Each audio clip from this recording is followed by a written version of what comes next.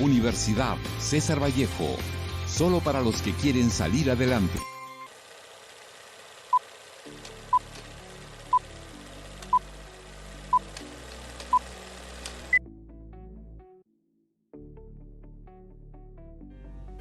Hola, somos el grupo número 2 y en esta oportunidad mi equipo y yo hablaremos sobre la biografía de César Vallejo y el documental. Bien, comencemos a hablar sobre la infancia de César Vallejo. César Abraham Vallejo nace en Santiago de Chuco, una pequeña ciudad de la provincia de Huamachuco.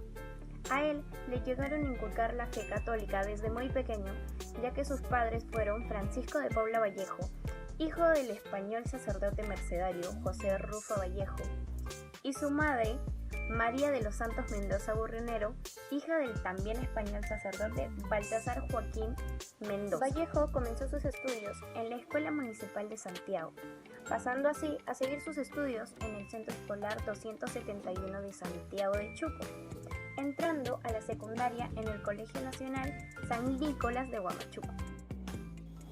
Así es, compañera. Ahora hablaremos un poco de la vida universitaria de César Vallejo.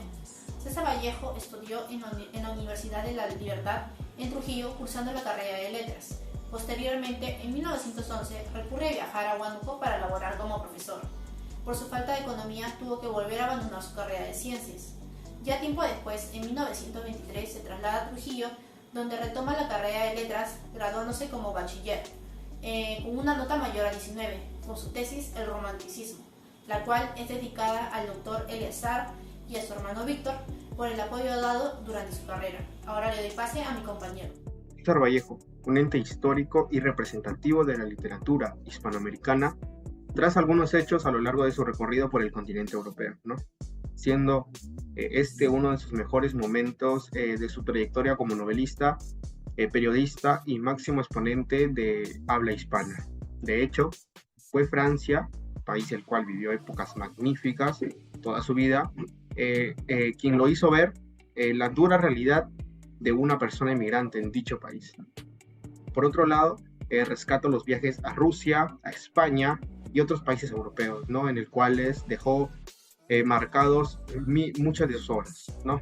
Pero sobre todo, resaltar el gran afecto por parte de su esposa Georgette Silapar, quien fue su compañera de vida en dichos lugares, conmemorando muchas de sus exitosas obras en base a estas aventuras que tenía con su esposa. El documental enlaza diferentes recursos y emociones que ocurren en la realidad que se manifiestan en este momento o en el optimismo de haber o habiendo estado ya antes en el mismo lugar de los hechos. Asimismo, este puede vincularse como el documento tomado desde una primera instancia en un modo mucho más sensato, donde el registro es inmediato. De igual manera, todo documental evidencia algo. Esto no significa que sea un documental artístico. Después de haber dicho todo esto, se puede concluir de que el documental realmente es una figura fílmica que se caracteriza por el predominio del registro de la realidad inmediata, o si ésta ya ha sido dada, inducida a la recepción de un mundo lleno de imágenes y emociones que transmite en el momento que éste sea transmitido o sea realmente presentado hacia los espectadores del documental. Para poder definir a un emprendedor debemos tener en cuenta sus cualidades personales y sus aspectos motivacionales. Su perfil es la mezcla de una lista de factores innatos y otras que son más externas. Por esta razón no se puede hablar de un emprendedor en general, pues el ambiente y su historia repercuten en su desenvolvimiento y perspectivas. Lo primordial que debe poseer un emprendedor es la alta necesidad de logro. Por lo tanto, tienen más posibilidades de obtener mejores oportunidades que ofrece el mercado. Esta característica de la personalidad no necesariamente es innata, también se puede desarrollar.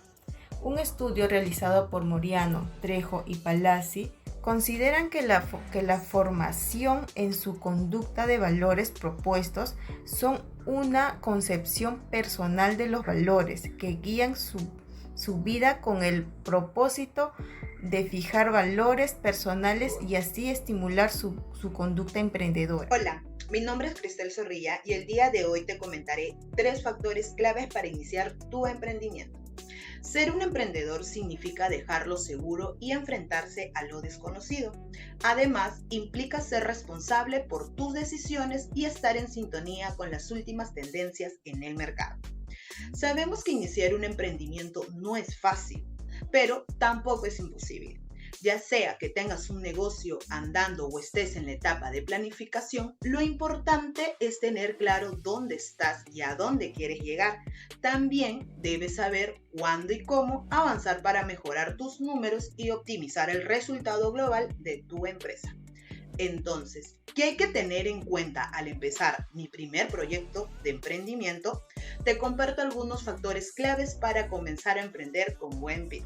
Según Dias Farhat, se entiende que la decisión de empezar una acción emprendedora involucra 3 factores importantes que deben aplicarse, como la autoeficacia, proactividad y propensión al riesgo de los individuos frente a los acontecimientos diarios. Asimismo, cabe señalar que el nivel de confianza en sus habilidades y talentos para iniciar un proyecto emprendedor es importante, ya que influye en la conducta para la toma de decisiones. Por otra parte, podemos afirmar que los factores mencionados anteriormente proporcionan evidencia en la importancia de la personalidad proactiva en los estudiantes universitarios que aspiran a convertirse en grandes emprendedores gracias a los educadores que ayudan a desarrollar sus habilidades. Entonces podemos decir que el enfoque que nos presenta la información sobre estos factores es importante para la toma de decisiones cuando se quiere empezar un proyecto emprendedor. Por otro lado, también existe la necesidad de dotar a los estudiantes universitarios de capacidades vinculadas al mundo empresarial para que estos puedan adaptarse al nuevo escenario. Finalmente, recuerda que el ser perseverante y resiliente ante las adversidades que se presenten, lograrás que tu emprendimiento crezca y tenga mucho éxito. Mi nombre es Andrea Jiménez. Te hablaré un poco sobre el documento y la comunicación. ¿Qué tienen que entrever estos dos? Los documentos están cobrando cada vez más importancia, lo que pone en entredicho nuestra visión convencional de los objetos científicos. Durante casi un siglo, la teoría literaria se ha centrado en la no ficción, especialmente en sus modelos textuales, para modelar su propia literatura y sus procesos. Pero la revolución multimedia requiere un nuevo examen de los conceptos tradicionales de documentos. Entonces, podemos decir que efectivamente, la documentación es un canal permanente que nos permite superar las limitaciones de la comunicación directa, ya que según lo mencionado por el profesor López Yepes, este le permite crear canales de comunicación artificial para mejorar las diferentes dimensiones. Tomemos como ejemplo las 2 páginas editoriales de la revista Sire, en las que se afirma que la teoría de la comunicación, aunque es un poco desfasada, solo pretende iluminar los problemas del documento. Se puede ver también que los documentos son más que un simple medio de comunicación. Es el instrumento de memoria y en última instancia un agente de la experiencia. Por ejemplo, la comunicación a menudo incluye conceptos como adaptación, cambio mental, comportamiento humano, sensación y percepción. Entonces, en definitiva, conviene hacer un hincapié en estos aspectos, ya que la funcionalidad experiencial del documento ha cobrado cada vez más importancia en los últimos años.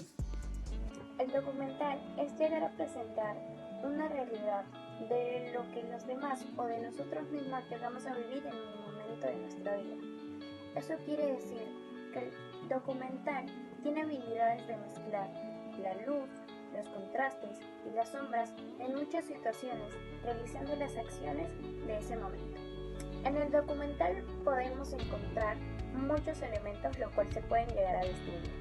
El documentalista tiene el trabajo de realizar e inspeccionar el material de la documentación, realizando búsquedas de la verdad sobre los hechos del tema.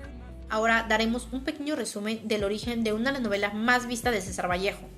César Vallejo publicó una novela en 1923 llamada Fábula Salvaje, donde es ambientada en Lima, en un pequeño pueblo donde relatan el colapso emocional de una pareja de esposos, la cual es sospecha de una patología mental y de la presencia sobrenatural. Esto hace que la novela sea considerada una novela realista y fantástica debido a los malestares mentales y fisiológicos que presenta el personaje. Esto hace que César Vallejo mezcle fabla salvaje con creencias andinas, donde posteriormente es explotada en la literatura occidental debido a la existencia del doble maligno. Ahora le hago pase a mi compañero. De cierta manera, Fabla salvaje hace referencia a textos que comienzan con el mito de los espejos o dobles reflejos, es decir, con múltiples intervenciones por parte de los personajes. Asimismo, examina la existencia de tradiciones orales en la historia, de manera que esta investigación se centra especialmente en la psicopatología del personaje. Las ideas más relevantes y que podríamos valorar es asimilar comportamientos o actitudes frente a problemas de la vida, quedándose siempre como una experiencia propia, aceptando la realidad y empezar a considerar más el pensamiento razonable que nos caracteriza como personas. Como sugerencia, podría decir que no tomemos ciertas acciones de manera apresurada porque así generarían incertidumbre. Gracias.